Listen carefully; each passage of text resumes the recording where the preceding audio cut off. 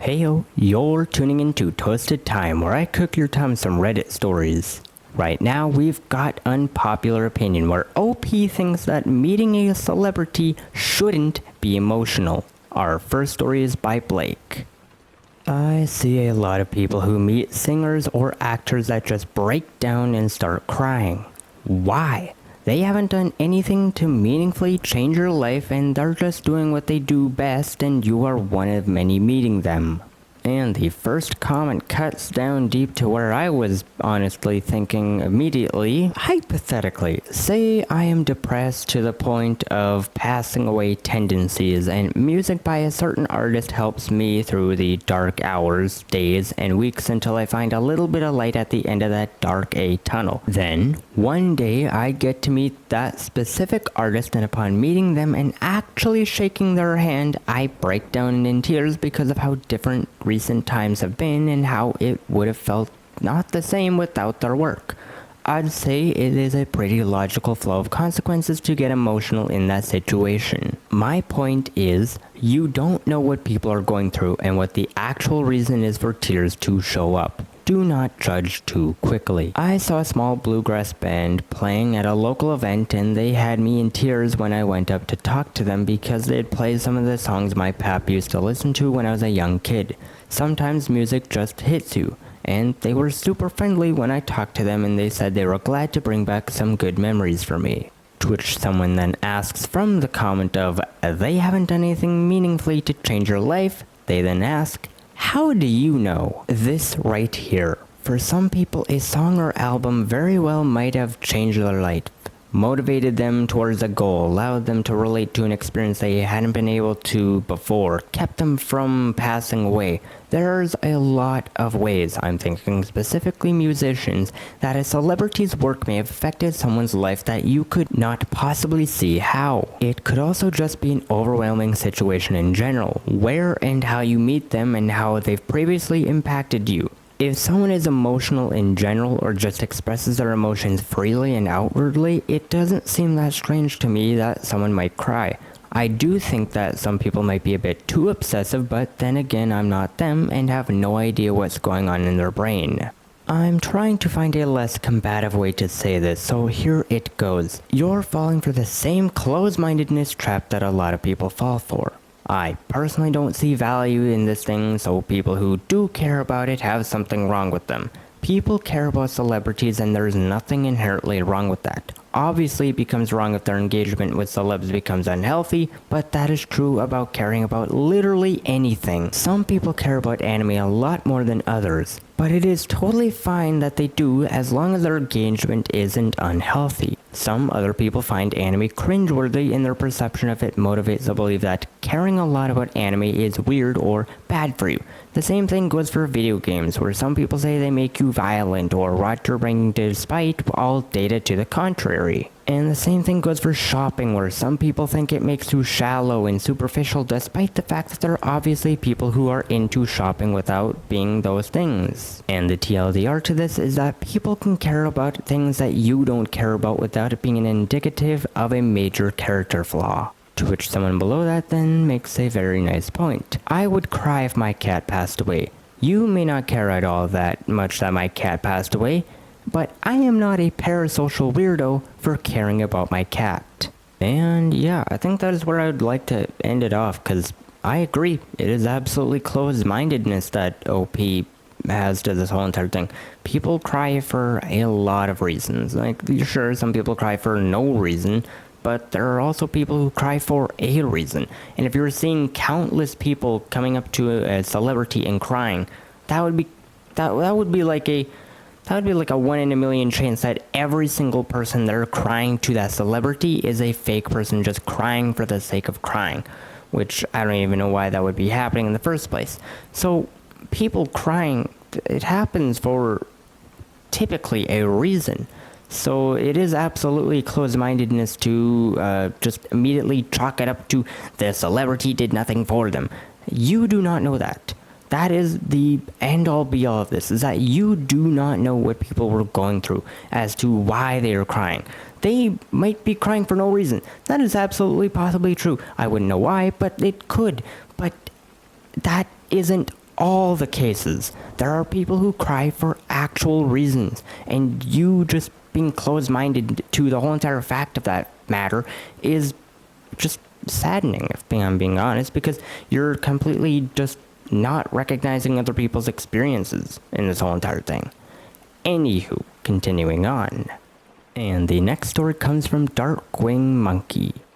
Loads of folks suggest playing the field and experimenting early in life before settling down is ideal. People in perfectly good relationships break up simply because they want a full college experience, but I believe that if you have found a significant other that checks most of your boxes and you get along with, it is actually smarter to sort out your differences and stick it out with each other for as long as possible. Love is something you learn to do, not possess, right off the bat. It is wonderful hard work and it pays back in extraordinary ways, but it takes years and years to get good at, and it is better if you can grow into it each other.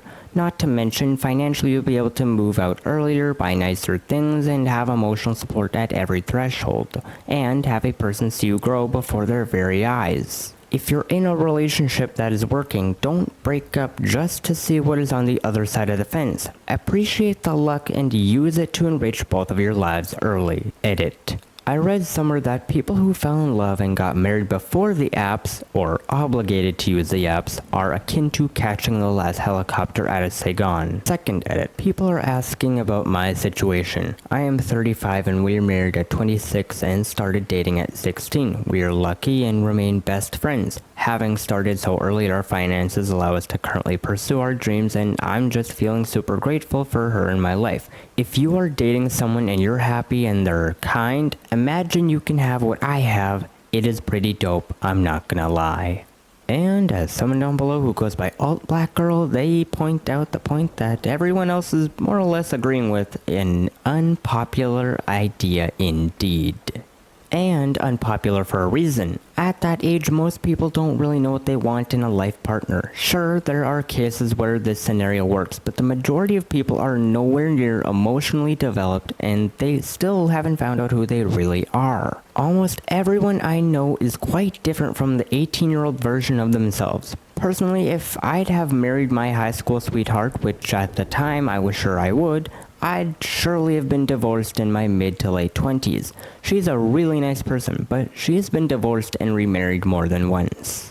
Unpopular, and OP is a statistical outlier, haha. I also married my high school sweetheart, and he was the only person I'd have S with, and it was an abusive relationship, and essentially growing into adulthood together meant that I missed out on really learning who I was without someone attached to me. We divorced at 25, and it took years to sort myself out after that. I only know one other couple that married out of high school and made it so far. I'm 42. It's financially better to marry young, but not mentally better. You have stability and more money right out of the gate. My parents married at 18 and didn't go through the ups and downs of life like I did being single. They never went to college, they never had to pay for divorce, restart their life, cash out their saving to afford a place to live after ending a relationship, etc, etc. They stayed in one spot, my mom stayed home to raise me, and that was that. They always had a backup. Are they good for each other? No, not by our generation's standards. My mom is basically a mom to my dad, and I don't think anyone with a good sense would enter into that kind of a relationship nowadays. But my mom's generation was taught very different things about relationship roles and responsibilities. Okay, before I move on, can I just quickly say how funny it is that the person who got into a relationship with someone who was abusive is also the same person who is saying that a relationship that worked out perfectly is incorrect. What? What gives you the right to say that their relationship, that they are not good for each other?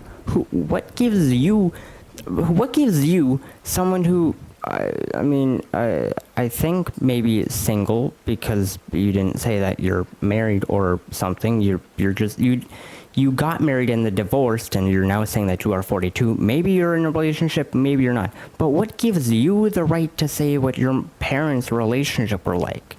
Who is to say that they weren't good for each other? And at the same rate, you're saying the mom was basically a mom to your dad.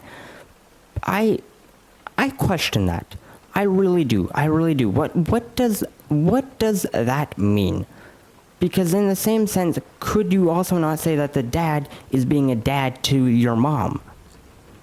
This is such a pointless argument, and I think it is laughable that someone who got into a relationship with someone who is abusive is also the same person who is saying that a relationship that turned out perfectly by all standards is incorrect by our generation standards. Like, your generation standards got you in a relationship with an abusive dude, apparently. I think it is very laughable that the person who was in an abusive relationship stayed with that person until 25 and then apparently took years to sort yourself after that. Which, I mean, I get. I mean, people learn differently and slower, faster, whatever, but how can you be someone who was in an abusive relationship until 25 also be the same person saying that your parents' relationship was wrong? That to me sounds very stupid. It just does. Anywho, I guess let me know what your thoughts are down below on that. Continuing on. And now for the final story that comes from Temporary Bag. Honestly, I was not sure if I shall post this on here or in Popular Opinions, but in the end I guess that more people still think otherwise. And what I want to talk about here is the rule of thumb to spend 3 times the monthly income for the engagement ring. Like, what the fridge? Like, there are so many things to spend that money better for. Also, it means nothing to your feelings to spend more money on it. I mean, it can't even be argued for. Like, how much is love worth in money? Dumb. My wife would have married me even if I proposed with some aluminum foil made to a ring. Twitch down below, we get a comment section started off from Silent Son of Anarchy. To OP's point, the ring shouldn't matter as much as it does, but this is also where communication plays a part. It is helpful to know if your partner hates a certain type of ring. In my opinion, most of these comments are approving people who aren't mature enough to get engaged because they aren't mature enough to have a conversation with their partner on budget and preference. Literally had that convo as soon as we got serious about getting engaged and looked at rings together. I'm often sending rings to my boyfriend which are around 1,000 usually or less. I can't imagine not telling your partner what you like and want for something you'll always wear. I haven't looked at engagement rings in a while, but for the month or so I looked regularly, I saw like 3 posts of women asking if they should tell their fiancé they don't like the ring. For a lot of rings, more expensive means bigger and flashier. A lot of women don't actually want that, but a lot of men assume more expensive must mean better. And actually, one was from a guy. He said he has assumed his fiancée would want an expensive ring because she wears expensive clothing, but she was afraid of getting robbed. I think most people just want something that is good enough quality that won't tarnish, turn their finger green, or fall apart. Apart from that, it is personal preference when it comes to style and size. We are not engaged yet, but my boyfriend gave me a heads up that he will most likely propose at some point this year, and I told him to get me a cheap ring for his Target as a starter so I can pick up the ring I want later. Mainly because I also don't like big rings, even though I like nice clothing. Big rings are annoying and can snag way too easily, so if you do any chores or work yourself, they mostly get in the way. Personally, I think this is something couples need to discuss beforehand because a lot of jewelers do not allow returns, and it is a huge gamble on if the fiancé will even like it. There are just too many options these days. And then we get someone who gives a date idea if you were ever to take someone on a date. When my wife and I were talking engagement, I took her on a date to some jewelers, stores, and pawn shops. We talked style, gem colors, and base materials. It was fun to do together, and after I had a feel for what she liked, I picked one out. Cost $450. She still wears it sometimes just cause she likes it. The 3-month salary is a guideline fabrication by the diamond industry, no reason for it. In my opinion, I wouldn't put the whole entire 3-month salary as a diamond industry fabrication thing. In my opinion, the whole entire 3-month salary guideline thing, or whatever you want to call the whole entire guideline for how much an engagement ring should be is...